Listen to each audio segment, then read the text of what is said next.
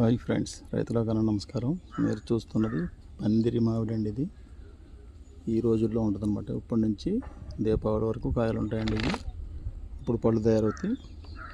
పండు స్వీట్గా బాగుంటుందండి. బాగా పక్కవానికి వచ్చిన తర్వాత తింటే ఈ పందిరి మామిడి అయితే అండి పిక్కులకి అద్భుతం. పిక్కులు అంటే నిలవ పచ్చడి కాదండి, టెంపరీగా ఒక నెల రోజులు జీడావకాయ పచ్చడిని పడతారు కదా పెళ్ళిళ్ళకి, దీన్ని ఆ రకంగా పట్టుకోండి. ఒక నెల రోజుల్లో తింటే దీని పులుపు అరోమా డిఫరెంట్ అరోమా అనమాట అండి. మంచి పులుపు, అదొక రకమైన పులుపు అనమాట.